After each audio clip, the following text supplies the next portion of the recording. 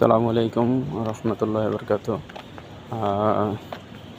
AC technician, AC mechanic আছেন, তারা মালয়েশিয়ার এসির ব্যাপারে কতটুকু জানেন আমি জানি না। এই যে এসি মালয়েশিয়ার বুকিত বিন্তাঙে যে এসিগুলো এইভাবে লাগানো, এইভাবেই বাংলাদেশের মতোই সানসাইডের মধ্যে লাগানো থাকে, যে দেখতে পাচ্ছেন। এবং এই যে এইভাবে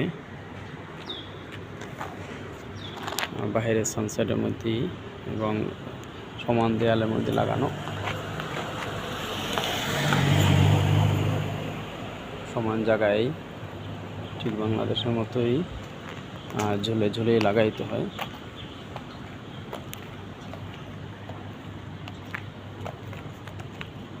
আর সেন্সারের মধ্যে বেশিরভাগ লাগানো। তবে এদেশের আবহাওয়া হিসাবে এসি তো লাগেই, না শীত না গরম, কিন্তু রুমের মধ্যে ঢুকলে তো অবশ্যই গরম লাগেই। এসি ছাড়া তো সুযোগই নেই। তো সব দোকানের মধ্যে এবং অফিসে, বাসায় তো এসি ছাড়া তো থাকাই যায় না।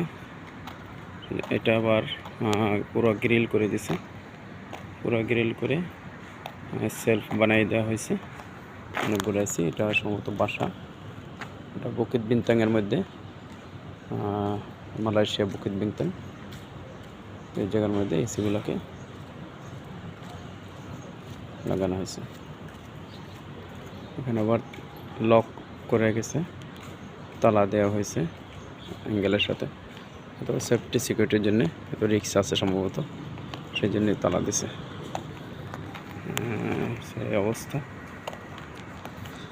তো ভিডিওটা ভালো লাগলে ধন্যবাদ দিন ইনশাআল্লাহ। আসসালামু আলাইকুম।